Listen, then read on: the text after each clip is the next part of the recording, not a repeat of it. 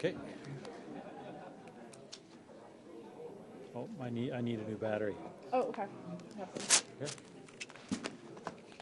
Oh, I have triple A. This one won't work.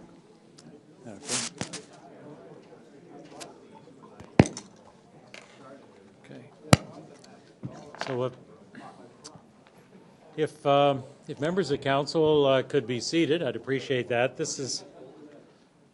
We have enough time to receive one individual if anyone wishes to address council in the open forum. Is there anyone that wishes to participate in the open forum?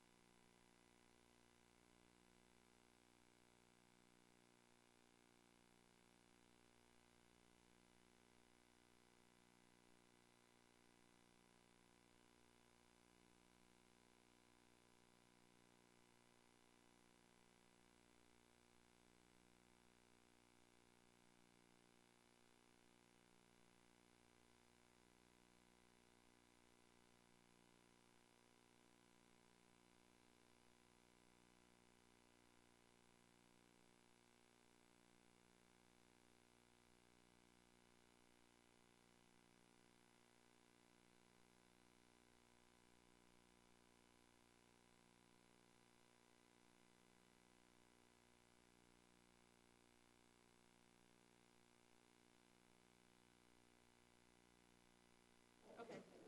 That one doesn't work. We have two more, so start to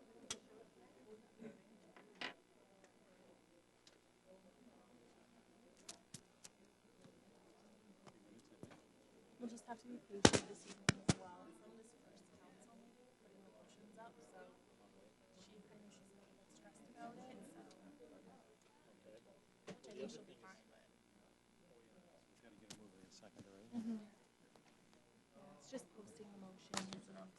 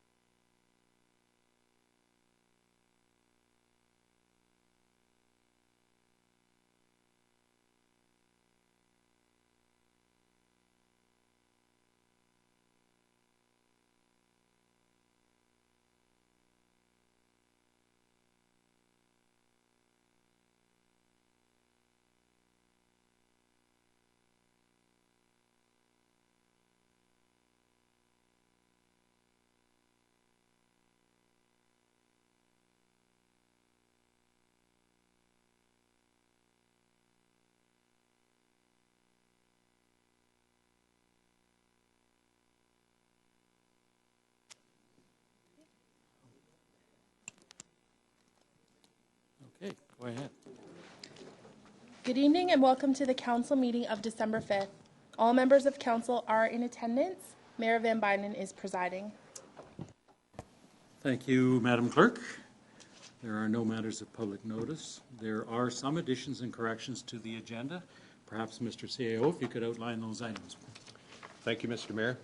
The items that are addition to the agenda consist of item 1 under presentations, and it's the addition of Mr. Clarence Robinson, the House League alternate number 1, and Mr. Mike McWilliams, equipment manager, in attendance for the proclamation presentation to the Newmarket Minor Hockey Executive. The next item is a deputation for Mr. Gordon Prentice, Mr. Gerald Fox, on behalf of the Newmarket branch of the Architectural Conservancy of Ontario, to address Council regarding item 26 from the Committee of the Whole minutes of November 28, 2016, respecting Main Street Clock Inc. From the agenda, item number 9 is being removed, which deals with the solid waste and recycling contract, and it is being added as, I believe, item 24, and it was referred from Committee of the Whole this afternoon directly to Council. And then, in addition, we're adding the ratification of the actions of the Special Committee of the Whole this morning, which dealt with the 2017 draft preliminary budget. So that was this morning at 10 o'clock. So those are the additional items, Mr. Mayor. Thank you. Can I have a motion, please, to add these items to the agenda? Councillor Twinney, Councillor Kerwin. All those in favor?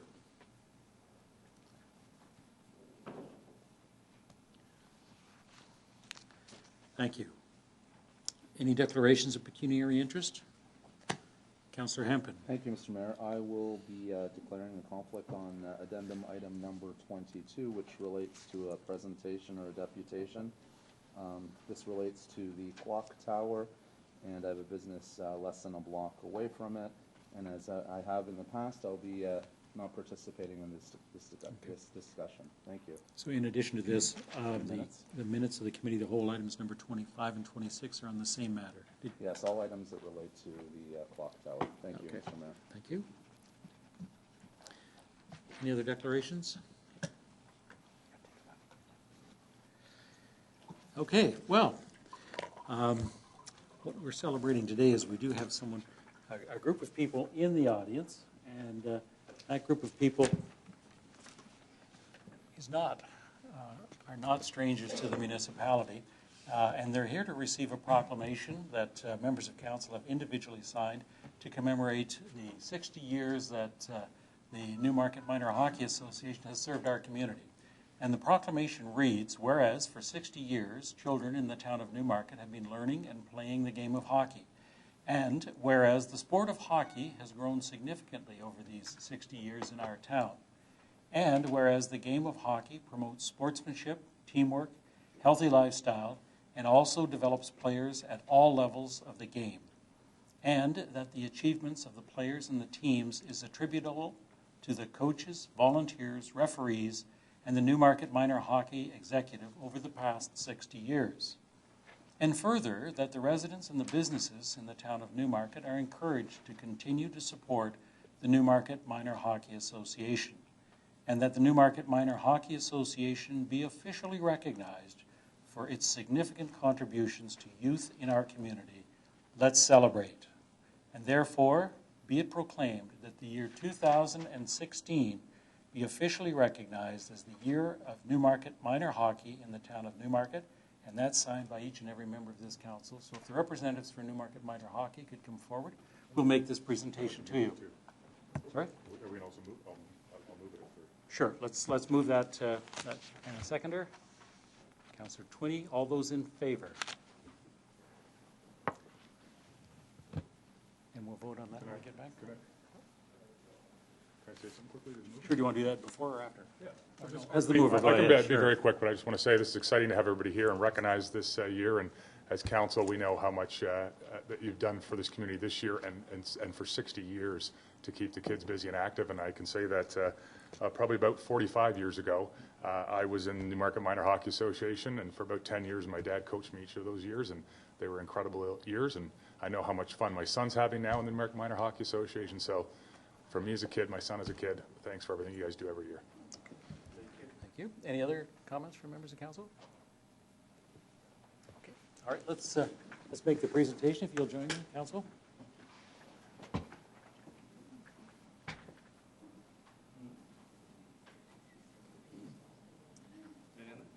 Come on into the center here. The president. So just put this right over center ice, okay? So that's right. Not in front There of we my are. face. I can't see anything. No, not Here we are. good. We've almost got a team right here.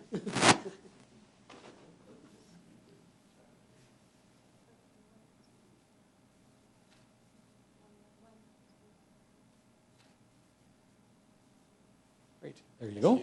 I understand after this it's free ice. We'll talk. Congratulations. Thank you. Thank you. Congratulations. Thanks, Mayor. Thank you. Oh. Tom, good to Thank see you. you again. Good. Yep. There you go. Ward 4. It's in the bag. In the bag. Good. Thank you. Congratulations. Thank you very much, Mr. Mayor. Appreciate that. Thank you. Thank you. Thank you very much. Good job over the years. Thank you very much. Appreciate that.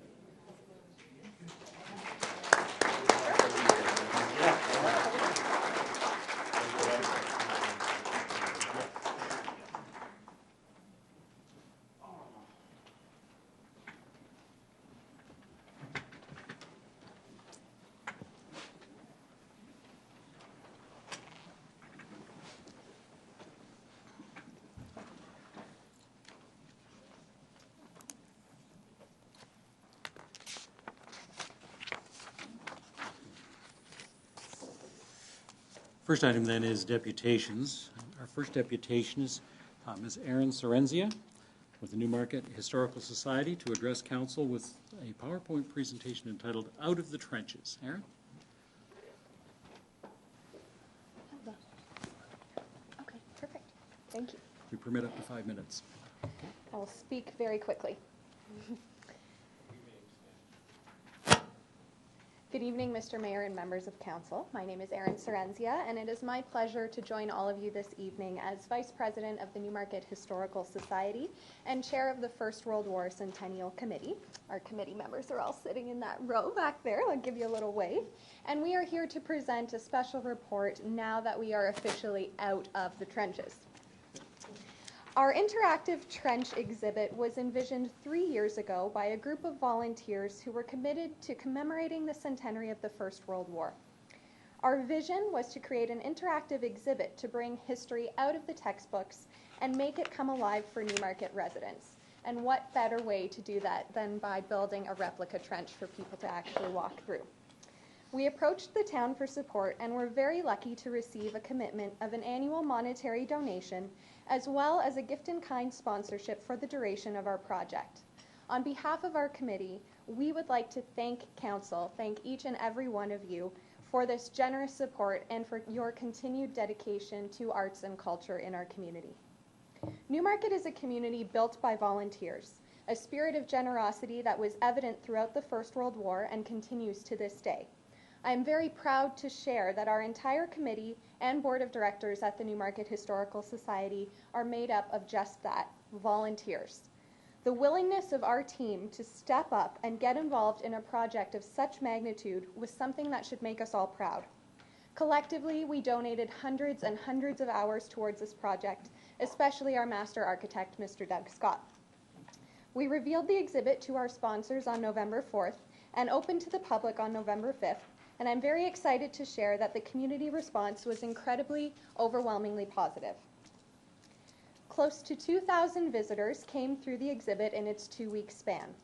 Our patrons ranged from families with infants as young as being in a stroller young children from scouting groups who were there visiting or from their elementary schools, high school students who are currently studying the First World War and had never learned about Newmarket on such an in-depth level, and even some students who are traveling to Vimy Ridge this coming year. We also, of course, had adult and senior patrons, and all of these patrons were not exclusively members of the Newmarket Historical Society. Our community was very well represented, and patrons also came from outside of Newmarket, from Aurora, King, Barrie, Innisfil, and even Toronto, after seeing coverage of our exhibit on CTV News. Visitors who came through also made donations, and we collected close to $2,000. That stat on the screen in front of you is actually even outdated because it's from last week. So it's actually over $1,900 in donations that we collected, all of which will go back into the committee's planning for next year's initiatives. The exhibit also brought with it some amazing historical discoveries. For example, Francis Elphinstone came in and actually looked at our photo of the 127th Battalion, the large panoramic that we had, and was able to identify his father, who was 16 years old at the time the photo was taken. He brought some incredible artifacts which he donated to the Historical Society, including a large felt crest that was actually a crest representing that battalion that we'd never seen before.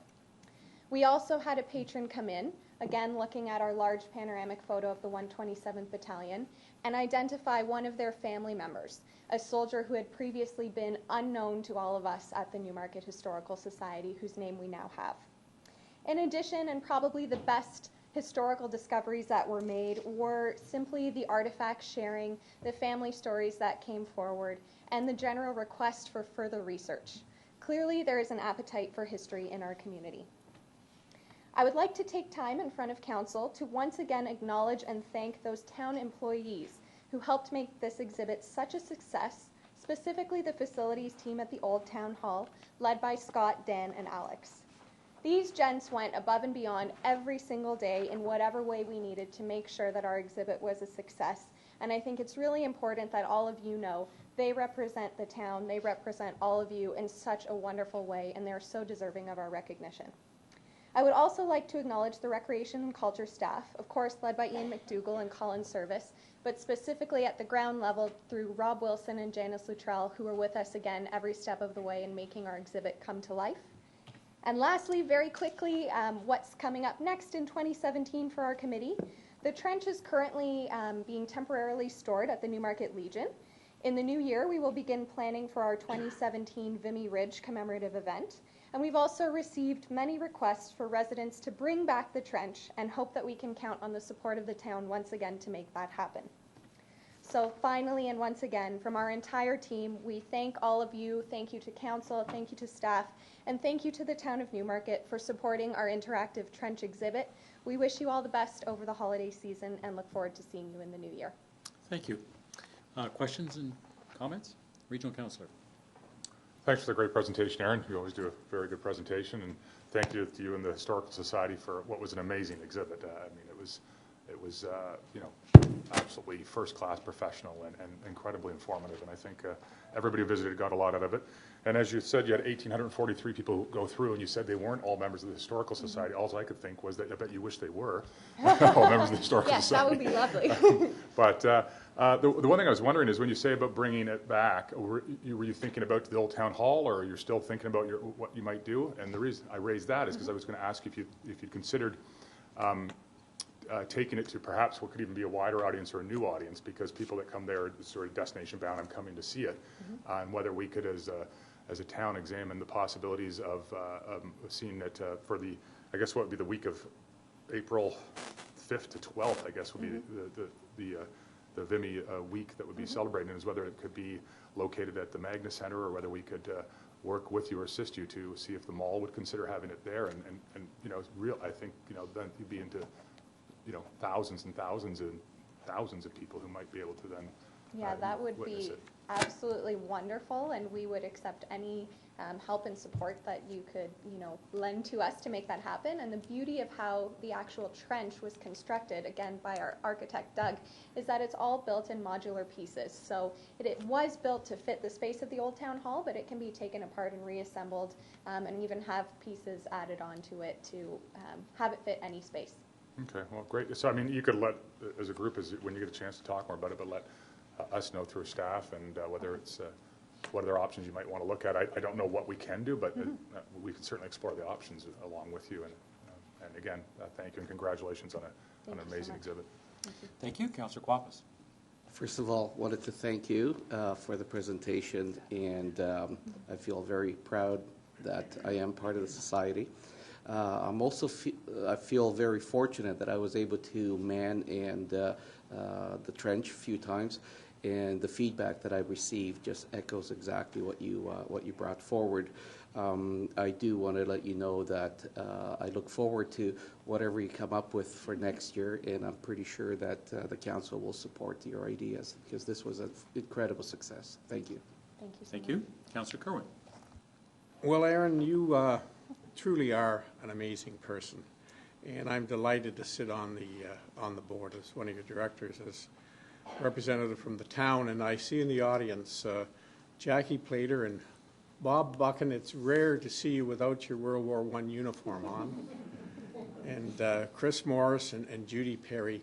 But what you have totally done, and it was really stressful for 3 years, and you often wondered whether you'd be successful or you wouldn't, and now you have this colossal success. But what you have done is you absolutely revived the Historical Society. Our memberships have grown.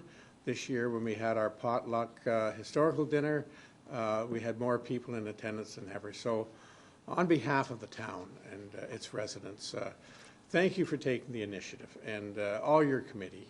It was just a fantastic achievement, and thanks for presenting tonight, because you know, this goes out and we just get bigger and better. Thank you. So it was a very interesting display, and it captured the imagination of many people. When we went through, we saw how people learned about the circumstances that our soldiers went through in the war, and I think it was very, very informative. Looking forward to the opportunity of doing that again, particularly next year, and hopefully we'll be able to find something that complements and maybe takes us to greater heights. So thank you very much to you and your volunteers for what you've done. We appreciate that, and it was a great project. Do I have a motion to receive the deputation, please? Councillor Kerwin, Councillor Vague, all those in favor? Thank you so much. Thank you. And that is carried. Great. Our next deputation is Mr. John Dowson with the Very Useful Theatre Company. Mr. Dowson?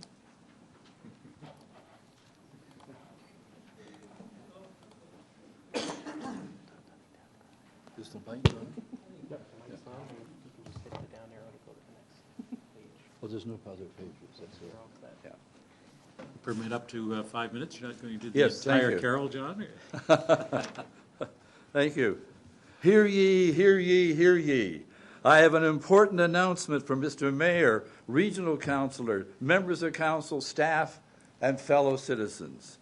Charles Dickens' classic A Christmas Carol was written in 1843, a time of notorious poverty known as the Hungry Forties.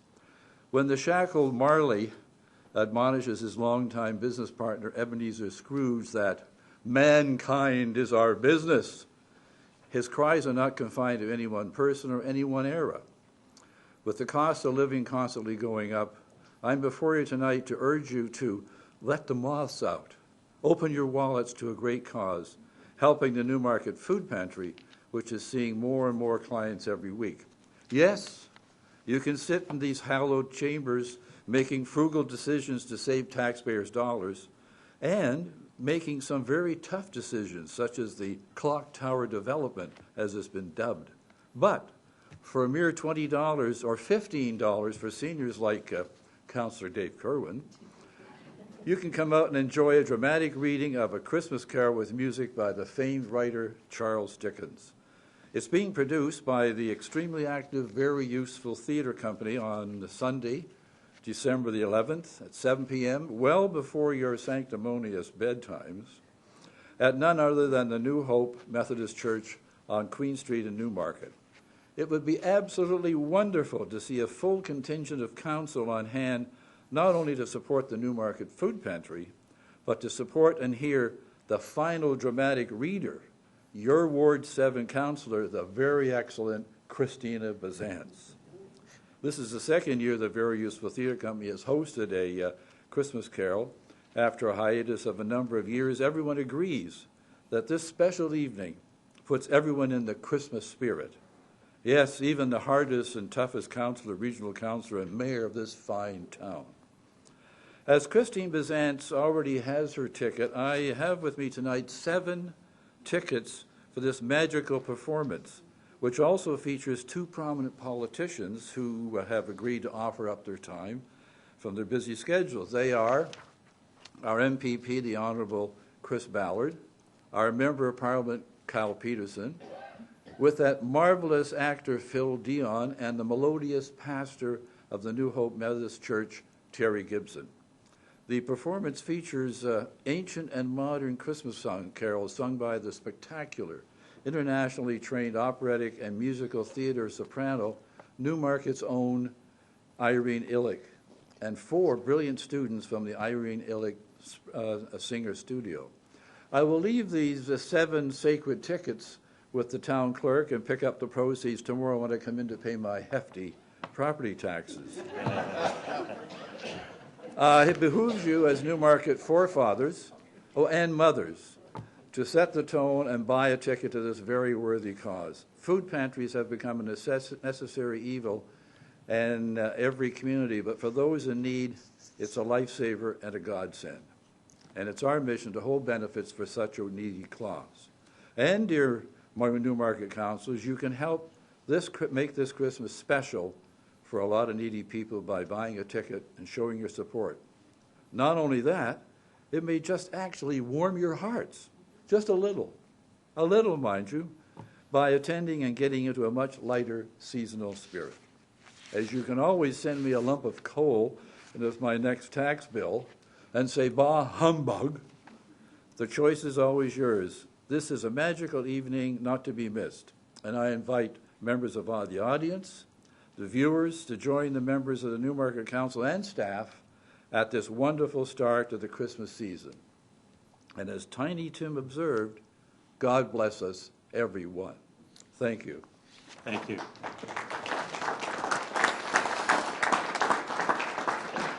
Questions or comments? Councillor Bazance, and then Regional Councillor. Yes, I just want to thank the Very Useful Theatre Company for having enough faith in me to ask me back for an encore presentation, because I can tell you it's not easy to speak Dickensian English. And it's certainly a wonderful initiative, and I'm really glad that we'll be supporting the Newmarket Food Pantry this year. I've also learned a little bit about the Very Useful Theatre Company through my participation, and this is an organization that gets together and raises funds for important organizations in our community, but is also out there trying to raise funds and raise profile of theatre and theatre productions in our town. So I think I want to thank you and the other members of the company for what you do, and hope to see everybody on the 11th. It'll be fun, and I'm looking forward to a reprise of that role. Thank you. Regional Councillor? All I was going to say, John, is that I'm not sure how much this poster has been up on the screen, so from a sales perspective, you might want to close with reminding the viewers how to get tickets. Oh, they can go on the website, www.vutc.ca, and click on the link, or they can call 905-836-5464. It's a different number. And you can also email vutc@rogers.com. Thanks, John. Perfect. And you have your tickets. Thank you. Thank you. I see last year Mayor Daw and myself participated with Councillor Bazance, and I see that you've kicked it up a notch and only invited Councillor Bazance back. So it's good judgment on your part. It was great fun, and it's a good undertaking, and you've selected all the right talent. So I wish you all the best. We appreciate your participation last year, and the other mayors as well. Yeah. Thank you. Thank you. We invite our residents to participate if they can. A motion to receive the presentation, Councillor Bazance and Councillor Broom. All those in favor? That is carried. Thank you. Our next deputation is Mr. Gordon Prentice. Mr. Prentice? This is relative to Clock Tower Inn. We permit up to 5 minutes.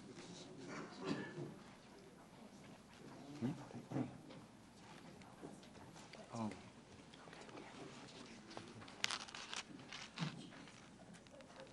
Hello again, everyone. I'm Gordon Prentice, President of the Architectural Conservancy of Ontario Newmarket Branch. Here is my friend, Gerald Fox. And if we have any difficult questions on the floor space index, my other friend, Siegfried Wohl, will answer them. First of all, I want to thank all the councillors here for the decision that they took on the clock tower on the 28th. It was a terrific decision. It was the right decision. It was a decision that made lots of people very, very happy indeed. So thank you very much. If it had gone the other way and you had accepted the recommendations in front of you, you would have been voting for a building of the highest density in the entire town, a building whose density would be greater than any structure on the two corridors, Yonge and Davis, now or in the future. Even at the intersection of Yonge and Davis, the clock tower would have had a higher density than those structures. And this was never put before you in a simple, straightforward way. This whole issue of the floor space index, that we lay people like myself could see the structure and we could say, it just doesn't look right. It is too big. But if anyone had said to you, the professional planners and the advisors had said to you, that what you're being asked to vote on is specifically outlawed in your own plans, you would have been shocked. We brought the deputation today because we didn't know if Robert Forrest would be coming back to have another go at you. We all read Robert Forrest's letter of the 28th of November, and I found it tendentious, I found it argumentative, and I thought it was misleading as well. If I'm blunt, it was misleading. And I don't know where it goes from here. I don't know what Mr. Forrest's intentions are, but I know most of us want to turn a new page on this. We've been living with the clock tower for 4 or 5 years, and we want good ideas for doing something to bring life back to the main street. Now, I don't know if you want to say anything, Gerald, but we are very happy to take any questions on the issues raised in my letter or the technical stuff, which Siegfried will talk about. So we're in your hands, Mr. Mayor, if you want to ask anything. Any members of council wish to? We will be addressing the clock tower later in the agenda, but prior to that, we will also be seeking some legal advice in a closed session. So our normal practice would be to bring the issue forward, but we won't be able to do so tonight because we do want to get some additional legal advice. So if you wish to stay until after the closed session, then we'll bring that matter forward. But there being no additional questions then, a motion to receive the deputation. Councillor Kluppies, Councillor Bizantz, all those in favor? That is. Can we go? Yes, thank you. Okay. Councillor Bizantz? Good. Thank you. That is carried. Our next item then is the approval of council minutes of November the 14th.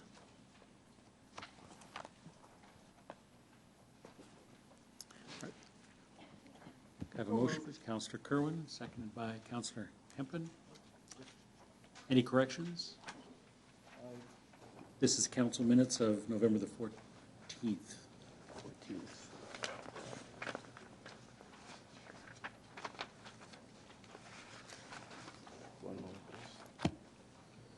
Oh, no. Okay. So it's moved and seconded.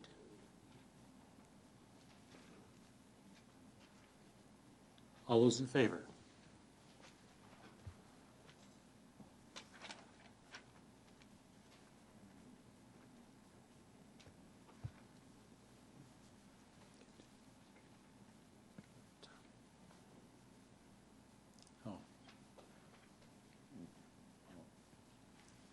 Okay, if we could,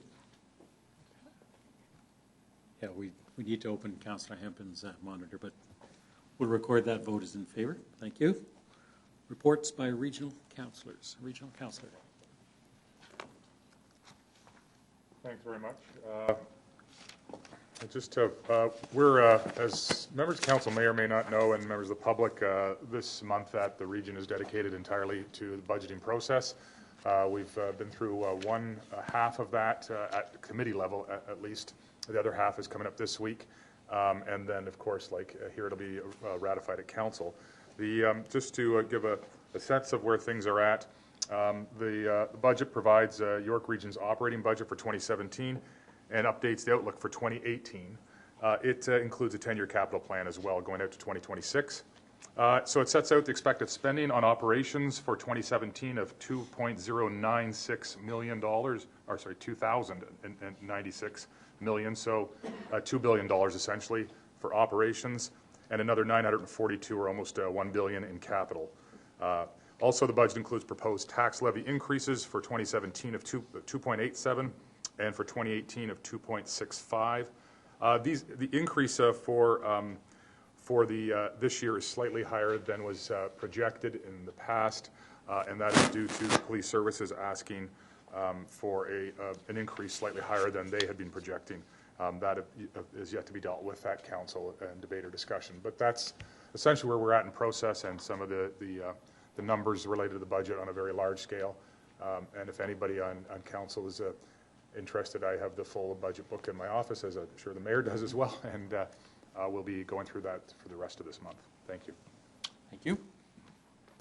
Next item then is the reports of committees and council. First item is the council workshop of November the 14th, and that was our initial workshop relative to the budget. Could I have a motion to approve those minutes, please? Councillor Twinney, Councillor Broom. All those in favor?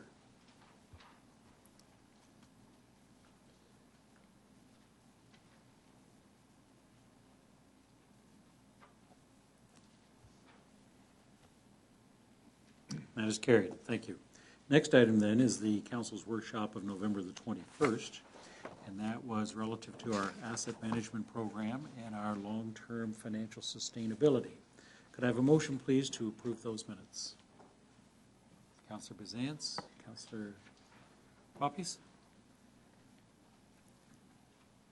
All those in favor?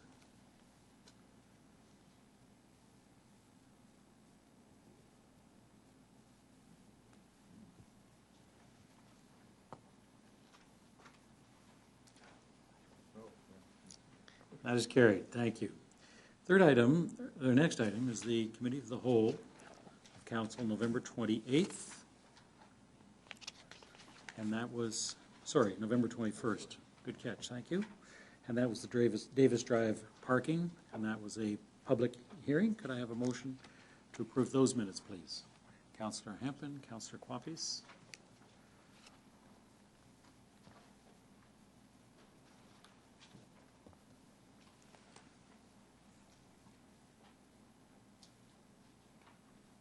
All those in favor? And that is carried.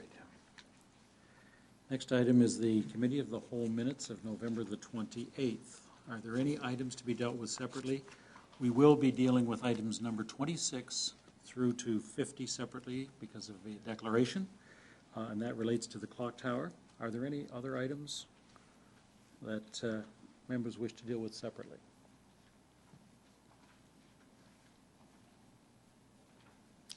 So you mentioned item number 50 will be dealt with separately. Item number, yes, item number 26 right through to item number 50. Item number 50 is the final report. That's right. Okay. Okay. Thank you. Good. Okay. Could I have a motion then to approve all items with the exceptions of items number 26 to 50? Councillor Quappies? Councillor Vague? All those in favor?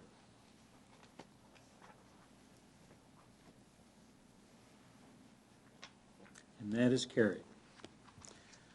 Item number 26 to 50, I would ask that we stand that down. I do have a request to have a closed session that would involve solicitor-client advice with respect to this item. And so what we'll do is hold items 26 to 50 until after we've had our closed session. Okay? Next item then is the ratification of the special council meeting, or committee of the whole meeting that we had today relative to budget. And I'm only asking that we ratify the actions, and the actions were to submit or to circulate the preliminary draft budget as we had amended. Could I have a motion to that respect? With that, Councillor Vague, Councillor Kerwin? Okay. This is a new one on the system, so it's going to take a little while to get up on the screen, but Kelly?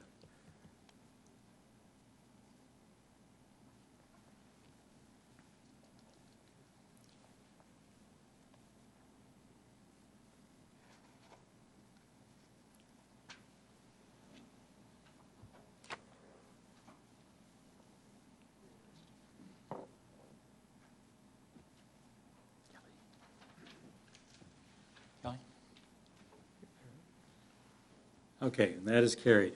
Next item then is to ratify the actions of our special committee of the whole regarding waste management this afternoon. And the actions that were recommended at that time was that the report be referred to council, and we'll be dealing with that as item number 24 on council's agenda. Could I have a motion to ratify that action, please? Councillor Twinney, Councillor Hempin. All those in favor?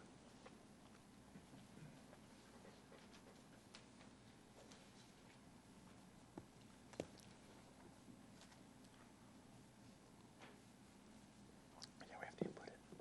Yeah. Really putting her to the test for the first night. Yeah. Yeah. We're patient.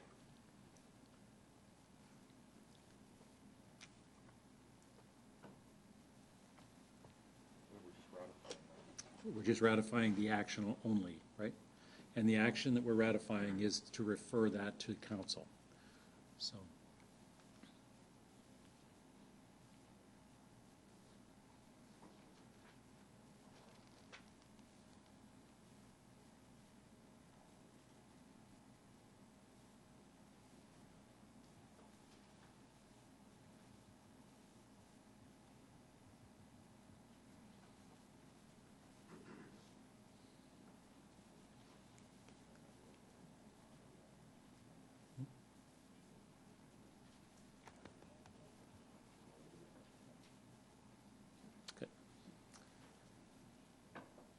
All right, all those in favor? And that matter will be dealt with under item number 24. We also had a closed session where council received some legal advice that's subject to solicitor-client privilege. So we'll also have some further advice later on this evening in the closed session. And that was relative to the contract that we're referring. Okay. Next item then is bylaws. Bylaws number 2016-61 to 2016-70. Madam Clerk, if you could give us the recitals, please. Bylaw 2016-61. Oh, sorry.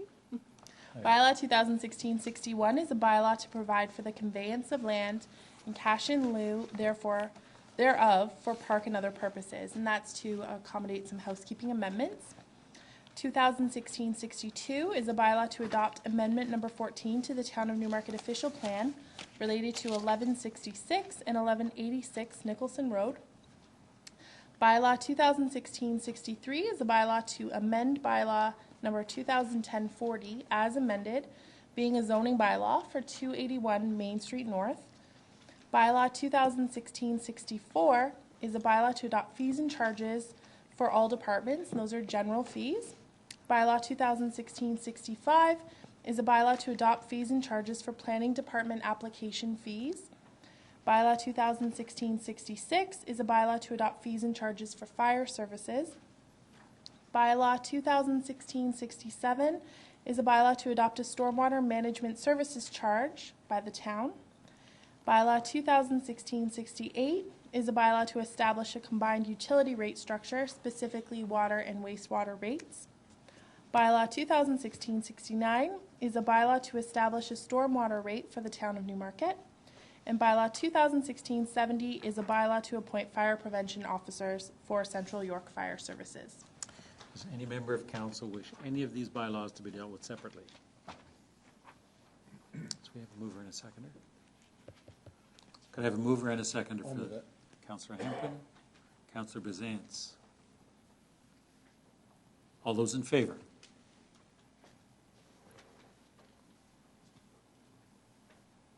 And that is carried. Thank you. Are there any notices of motion? Are there any motions?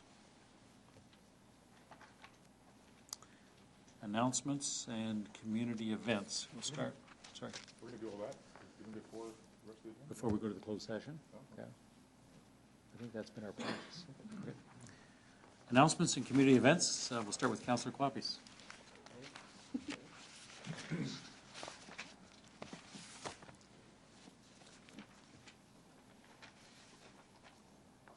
Thank you, Mr. Mayor. Winter Wonderland, our most beautiful light display at Newmarket Riverwalk Commons. It is on nightly until January 8th. Enjoy free skating on the Tim Hortons skating and water feature, train rides on the Tim Hortons Express train, or catch a hockey game on the outdoor TV at the beautiful Newmarket Ice Lounge.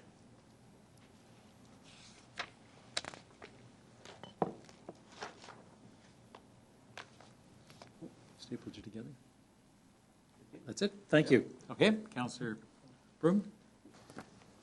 Thank you. The Church of Jesus Christ of Latter-day Saints, in cooperation with the town of Newmarket, presents the annual Christmas pageant, A Journey to Bethlehem at Fairy Lake Park. Shows are December 21st to December 23rd at 7 p.m. and 8 p.m. and December 24th at 7 p.m. This event features a live cast of real animals.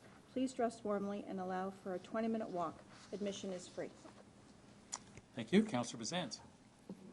Come and celebrate New Year's Eve at our 12th annual Tim Hortons First Night Newmarket on December 31st from 6 to 9 p.m. And it's at a new location this year, the Riverwalk Commons. This free event features live outdoor and indoor entertainment, complimentary outdoor skating, and culminates with a grand finale of fireworks display at 9 p.m. The event is presented in partnership with Tim Hortons. Thank you. Councillor Twinney. A public information center is being held. Nope. Yeah. A public information center is being held tomorrow, Tuesday, December 6th, to discuss the potential regulation of driving school instructors. Anyone can drop in anytime between 7 and 9 in the council chambers here at the municipal offices at 395 New Lock Drive. The purpose of this proposed regulation is to decrease traffic on our residential streets that are being used for driving tests. Town staff will be present to discuss the proposed regulation with residents, and there will be an opportunity to fill out a feedback form and provide written comments. For further information, call 905-895-5193 or download an information package online at newmarket.ca/driving-schools. The deadline for comments on this is December 20th, 2016, and I know that myself and Councillor Kerwin will be there, as well as probably other members of staff of our council as well. Thank you. Thank you. Councillor Kerwin. Yes, thank you, Mr. Mayor. I have two. The Battle of York Pink in the Rink benefit game takes place Thursday, December the 22nd at 7:30 p.m. at the Ray Twinney Rec Complex, 100 Eagle Street West. The Newmarket Hurricanes take on the Aurora Tigers. Buy your tickets online at newmarkethurricanes.com or at the rink on game time.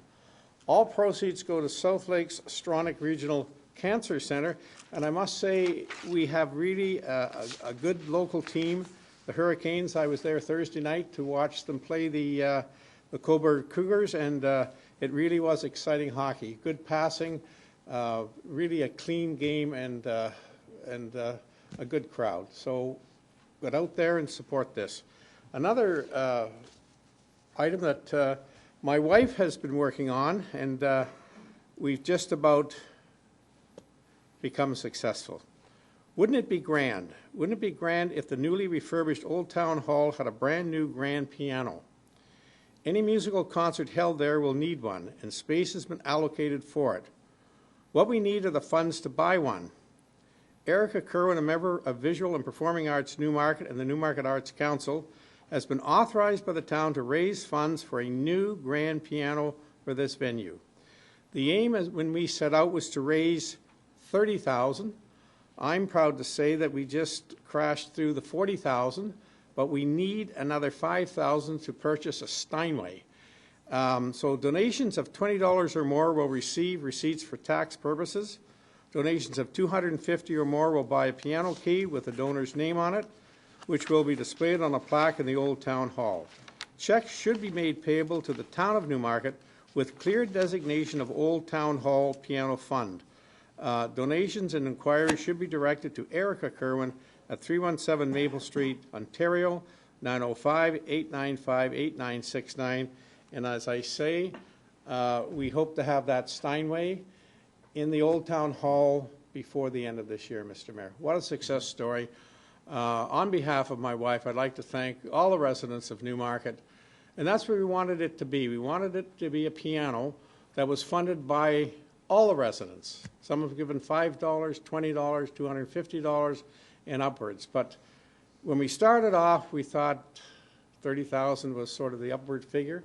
Then when we went to buy a Steinway, we began to realize that they cost more than that, and they're upwards of $40,000 to over $200,000 and so forth. So we're close to being there. So this is the final push before the end of 2016. And once again, thank you to all our supporters.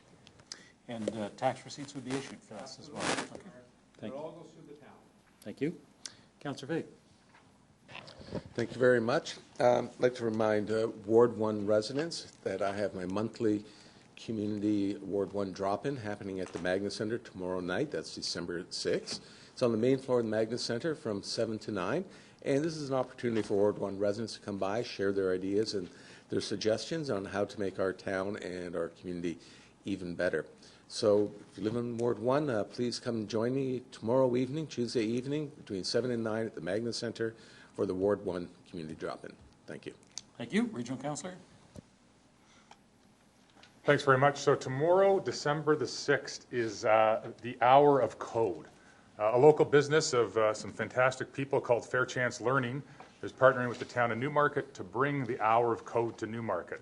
So this is be at 1:30 p.m. tomorrow at the municipal offices, and it's a global movement with reaching tens of millions of students in over 180 countries. And the purpose of the Hour of Code is to dispel the myth around coding and to demonstrate that anybody can learn to code. So what better way to try to demonstrate that concept than to have students come here to the town offices and try to teach some of the members of council how to code. Clearly, if that's successful, they've proved their point that anybody can learn to code. Now, having said that, the risk they take is that we bring this global movement to a crashing halt by demonstrating it can't be done. But hopefully we can hold our end up and learn a little bit of coding tomorrow and help promote the field of computer science and coding. So that's at 1:30 p.m. tomorrow at the municipal offices. And I know a few of us at least will be here. And that is the Hour of Code, December the 6th. Thank you. Councillor Hempel.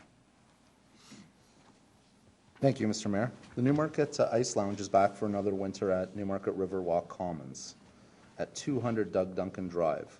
Open daily, the Ice Lounge is a large outdoor lounge with contemporary furniture and an outdoor television. Come and enjoy the outdoors in style with your friends and family this winter. This free activity is sponsored by J. Miller Real Estate. Thank you.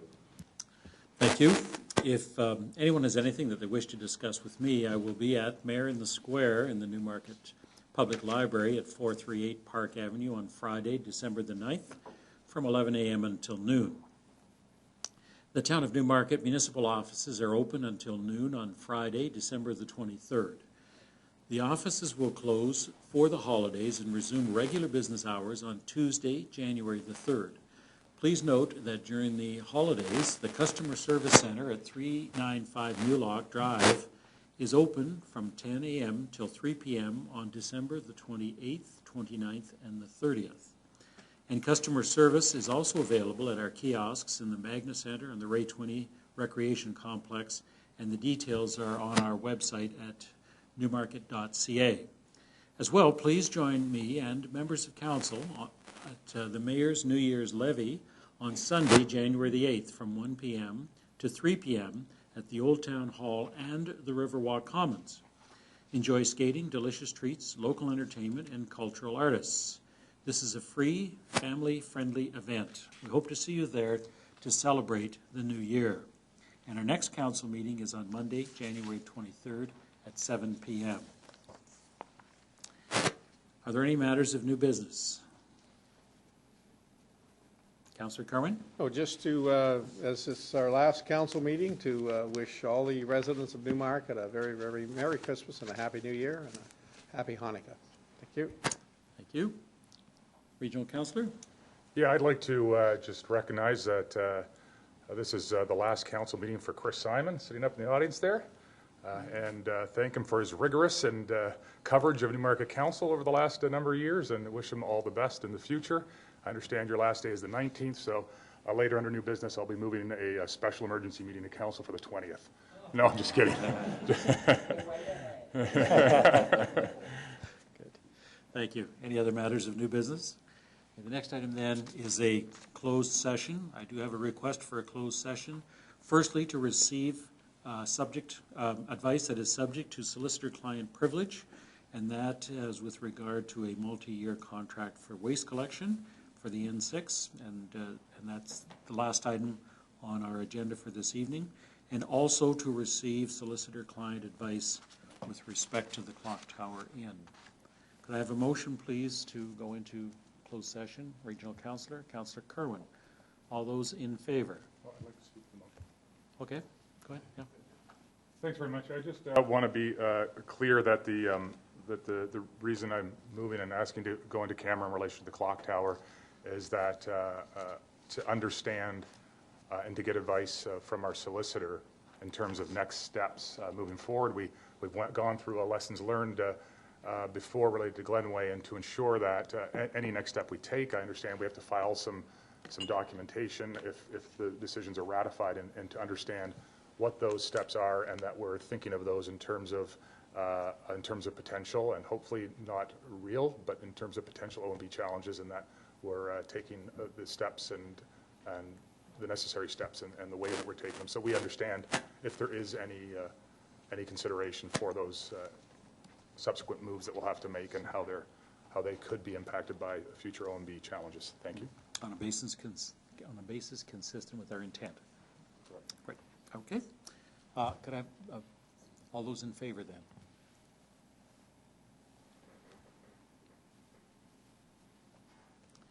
Given that there's only 9 of us, what we'll do is we'll ask everyone to remain seated, and we'll go over to the Holland River room, because I think A and B and the Mulock room are currently being utilized. So we'll reconvene for a private session in the Holland River room. Okay?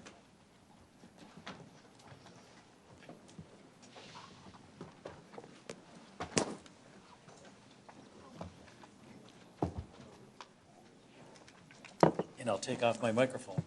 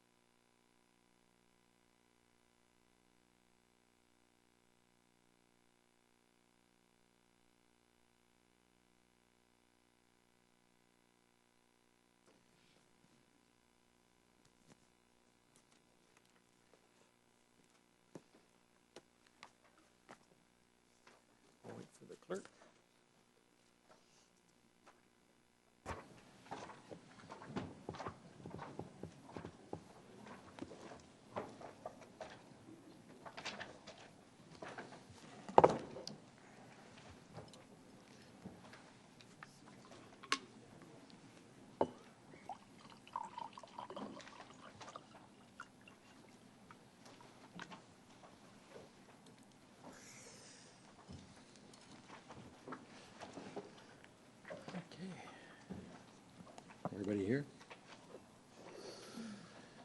So just as a matter of clarification to our Commissioner Armchuk, process. We should ratify the discussions that we had in camera currently, and that becomes a basis for our discussion going forward. Is that okay? Can I have, Madam Commissioner? Yes. Through you, Mr. Mayor, that is correct.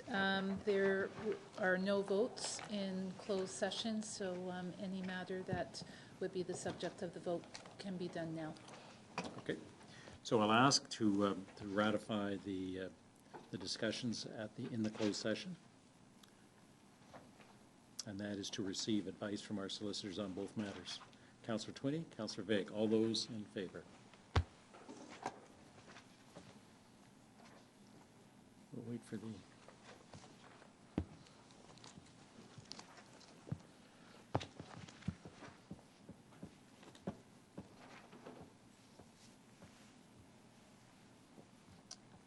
And that is carried. So there are two matters outstanding on tonight's agenda. We'll deal with the first, which is, knowing that we have a declaration with respect to the clock tower, I'll deal with item number 24 first, which is the N6 cooperative contract, multi-year contract for the collection and transportation of garbage. And we have the recommendations before us. Could I have a motion with respect to the recommendations? I'll move it. Councillor Hempin, is there a seconder? Councillor Twinney. Speaking to the motion, Councillor Hempin? No, thank you. Councillor Twinney is the seconder? Okay. Any further discussions? There being none, all those in favor?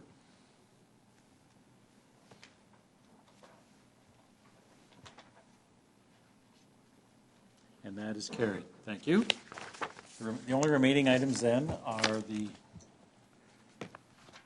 Committee of the Whole minutes of November the 28th, items number 26 to 50.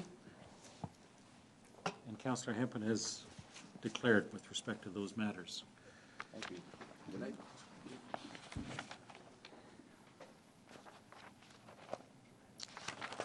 We do have recommendations coming out of the report in the minutes, and that's item number 50. So I'll ask a motion with respect to the recommendations under item number 50, and also to receive the presentations, deputations, and correspondence. Regional Councillor. Thanks. I'll move receipt of them and the recommendations that are in front of us. Okay, seconded by Councillor Kerwin. Is there any discussion? Regional Councillor first as the mover. Thanks very much. I do have some questions as well for staff, but first I'll just start by saying that, and I won't belabor it, but we've been through this and we've had a large public meeting. I think we've come to a position amongst council that will protect the heritage district and protect this important building, while allowing a small amount of flexibility in order to hopefully encourage at this site some redevelopment in the near future. So I think it's again, I think the provincial policy statement, the regional official plan, the town's official plan, and the Heritage Conservation District plan and bylaw all speak to the importance of protecting our heritage attributes and the view sheds and the various features. And I think that this is a decision that council is demonstrating that we want to support those policies, and we want to protect this downtown area. That's half a street. It's a very relatively small area in the town of Newmarket, and as was stated before, there's ample room throughout the town for intensification and for various types of redevelopment, but that this area should, well, see new life as it constantly does, and new businesses, et cetera, that as a built form, it should remain essentially the same, and I think we achieve that. I would like to ask a couple of questions, if I may. The first question I have is I have really two questions, and if they get answered at a later date, or if staff suggests that we refer this to something in the future, I'd like to do that's fine with me. But I guess what I'd really like to raise is that, and again, to refer to it, but really, having gone through the Glenway experience and the lessons learned experience and trying to always understand and It only happens when you make an important point. Yeah. Somebody will be able to get that, I think. We haven't voted That's yet. okay. A paranoid mind might jump to conclusions. Okay.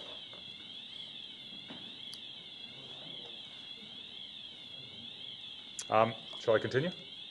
Yeah. So I'll speak up. I guess the question I really have is two questions, and it speaks to the process and how we'll handle these things in the future.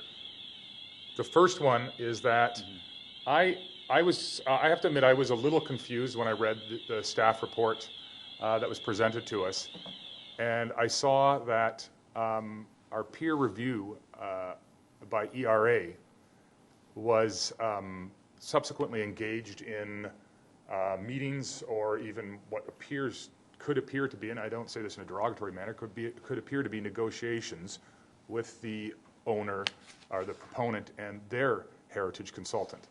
And I guess my first question to staff is that common here or other jurisdictions? I know we don't do an enormous amount of work with heritage peer reviews, et cetera, but I guess, and I'm just being really frank and thinking about and wanting to be able to provide direction as council or have an opportunity in the future to provide direction around this, because I think it's important. And I guess I thought when I think of peer review, I expected an independent third party from us or from the developer to review all of the material, to review our documentation, what's been submitted, and then provide this objective, independent, and somewhat distanced opinion. And when you read the report, it appears that their first position, and I would go as far as, and this is somewhat editorial, but their first position and most comfortable position was 3+1 on Main Street, and that they were okay with altering that later after discussions with the proponent and their heritage consultant. And so I just thought we would get a peer review would be just that. It would be an independent analysis, not based upon conversations and negotiations, but this is what we deem to be appropriate based upon the information provided. So I guess my question to staff would be, and if we're not able to answer at this point, but is that common or is that something that council could look at? Because for me, that it didn't feel like it fully served the purpose I was hoping it would. Mr. Neumer.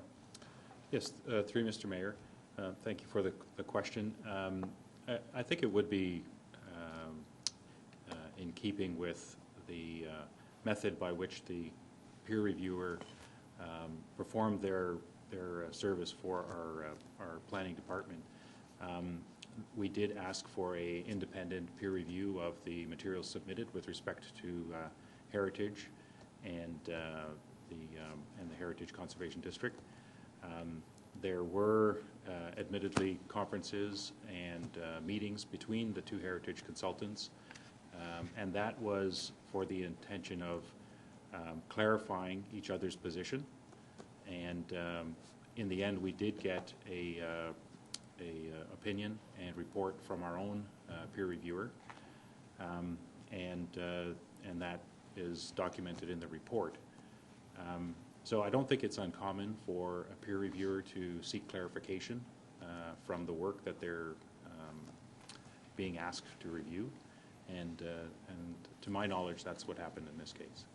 So, through you, Mr. Mayor, I would agree with you. I mean, if there's a peer reviewer going about their work, I would assume that they would need to seek clarification at several points in the process, but I would assume that that would be sought through staff.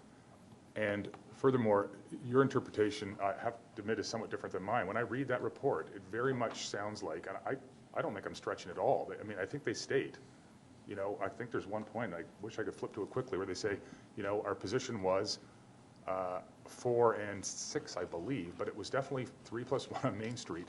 And then after, an understanding competing interests and after discussing things more with their consultant and the proponent, they were able to, support or agree to a different scenario. And so, I don't necessarily want to debate were they just seeking clarification, or was there some sort of negotiation? But I don't see a I mean, I guess if staff, and they have traditionally done this, and I think it can be very productive, want to talk with proponents about what could be doable, which is a form of negotiation, I think that can be productive. But I guess for myself, I would like an opportunity in the future. I mean, I guess I can bring up a new business, but I wouldn't mind getting a report back on this so we can consider it more fully. But I would like to provide direction that I want to know when I get a peer review that this is our opinion based upon our heritage experience on what this proposal is offering, and not anything more than that. But after discussions, we can maybe, and I feel like, for at least myself, and I can only speak for myself, I think I would have garnered greater value out of that work as being just their independent analysis without interaction, seeking clarification through staff if they needed technical answers or understandings. And I guess I'd be asking staff for some advice on how to look into that further and perhaps clarify that on a go-forward basis. Mr. Lambert? Mr. Mayor, I mean, that's certainly possible. We can provide, additional information, not only with respect to this application, but also, generally how peer reviewers are used.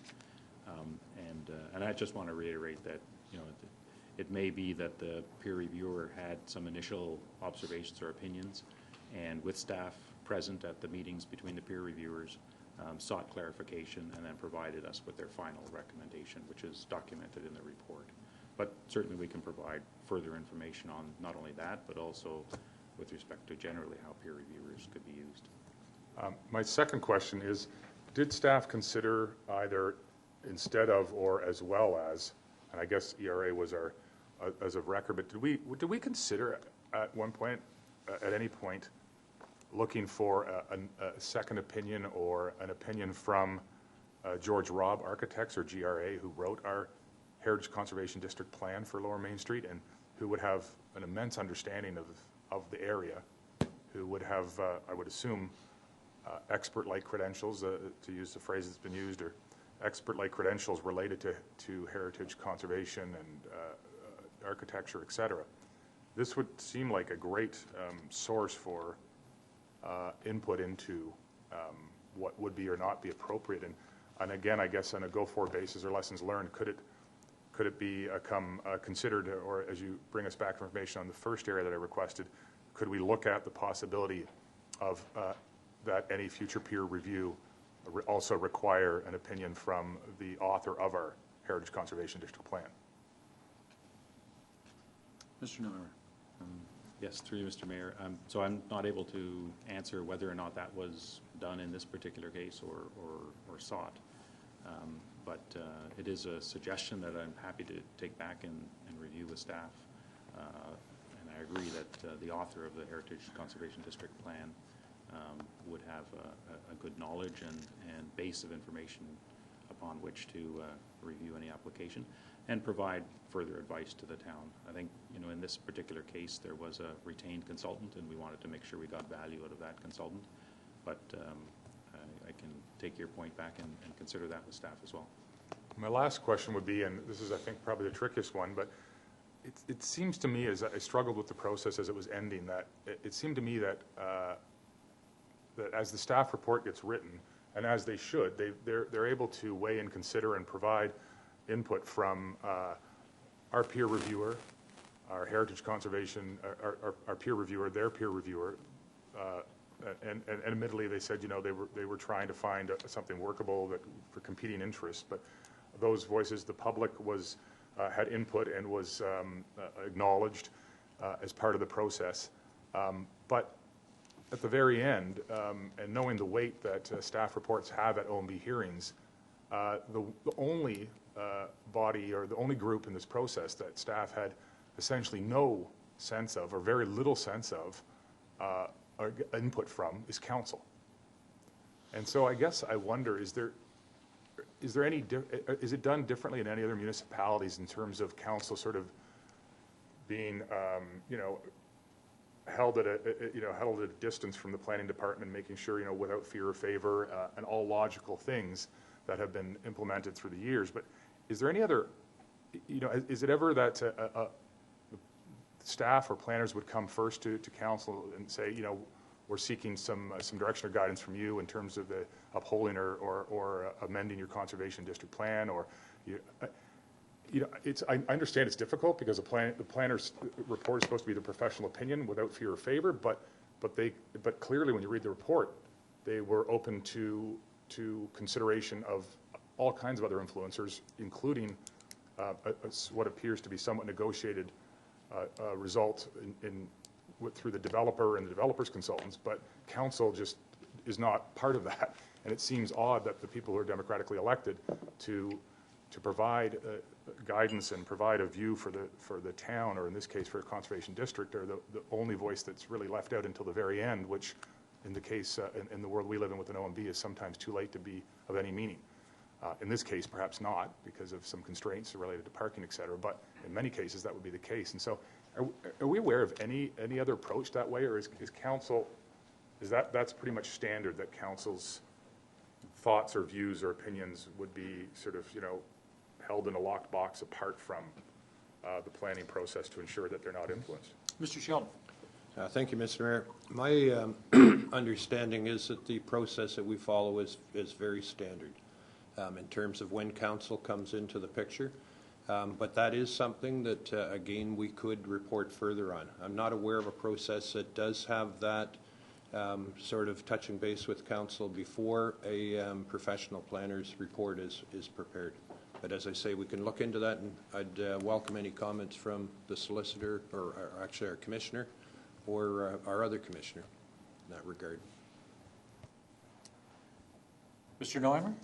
Yes, thank you. Through you, Mr. Mayor, I'm of the same opinion that the professional advice from our planning staff is something that is given careful consideration through the various studies that have been provided as rationale with the application, their own experience and review of other similar circumstances, and they are putting their professional advice forward for consideration by the decision makers as the elected body, being council. That is the value of having professional civil service, which gives advice to members of council. So as far as I know, that is the municipal process that's adhered to by municipalities in Ontario. So I'll close here, but through you, Mr. Mayor, I hear what you're saying, and there is great value in having this independent, objective advice that's provided to council to help us with decision making. But there is also, I think, simultaneously something quite odd about virtually everybody in the process having some input or some influence, at least through ideas and sharing concerns, into a planning decision, except for council, the people who are supposed to be, to a degree, doing this. And I think many would say, well, and I've been struggling with this lately because I find it very difficult conundrum. If you think about it, so then well, that makes sense, because everybody provides their input and everybody provides their concerns, and then staff weighs all that and provides a recommendation to us, and we don't involve ourselves with them because we're the final decision maker. But in the world we live in, with an OMB, many ways we're no longer the final decision maker after a staff report is written. We're play a very minor role in the decision at that point, in my humble opinion, compared to the staff report, at least my experience and what I've read about OMB decisions. And so by the time we're able to say this is what we feel, it's almost too late. And so I'm not saying there's necessarily a clear answer to that, and I agree, but probably we don't do it much differently than others. But I'd be curious if anybody's ever tried to wrestle with this issue. And anyway, if we could get information back on that. But in very particular, I would be very interested in the use of George Robb Architects, how a peer review typically would engage with or not engage with the proponent and their consultants, and an opportunity for us to provide some policy direction or guidance on that in the near future. Thank you. Thank you. Any other questions? I just want to clarify item number 1. It says that the application for zoning bylaw amendment as resubmitted. Does that reference the original application that's submitted by Main Street Clock Inc., or does that reference, or does that relate to the recommendations of staff?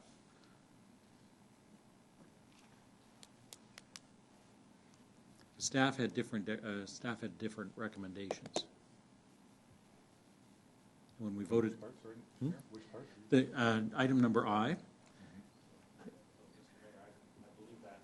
With, you know, a resubmission of a very original application, but the current application that was before you, as submitted by the applicant, you know, after having been revised and resubmitted by Main Street Clock Inc., was the one that was presented at Committee of the Whole. Okay, so I was very clear at the Committee of the Whole is that I supported staff's recommendation, but this denial is the denial of the application at a level that is greater than what staff recommended. Is that correct? Yes, Mr. Mayor, that would be my understanding as well, is that staff made a recommendation, and this is an amendment to that recommendation to deny the project or to deny the application. Okay, and so I'd like to deal with items number I, and I, or at least item 1 separately, because my reason for denying the application is because I supported staff's recommendation. I don't think that the original application itself should be approved. So I can support item number 1, but I can't support items number 2 and 3. And I support item 1 because I support staff's recommendation and not the original application. I just want to be clear about that. Okay? Any further questions on that? So I'll call the question with respect to item number 1 first, and that's the application be denied. I can support that, but I support that for reasons different than why everybody else supported it. Okay, I'll call that question. All those in favor of item number I only. Okay. I'll then call the question on items number 2 and 3 and 4. All those in favor? Opposed? That still carries. This is coming up. It should come up shortly.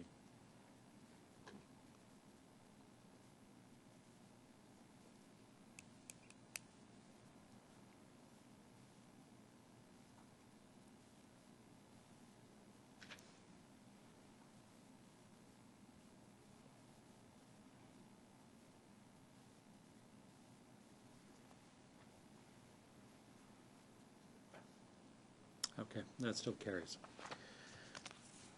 Okay, and I think that deals with all matters on this evening's agenda. We need a confirmatory bylaw. Councillor Kerwin, seconded by Councillor Broom. First to speak to the motion, Councillor? Just kidding. We'll wait for this to go.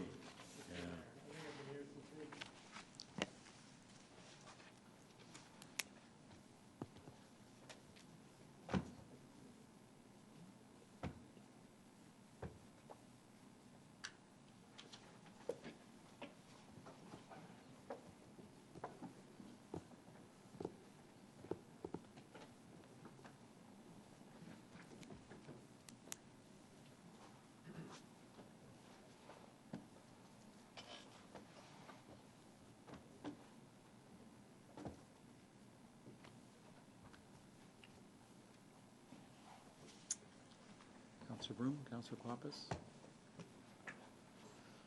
And that carries. Motion to adjourn. Councillor Vague, Councillor Kerwin.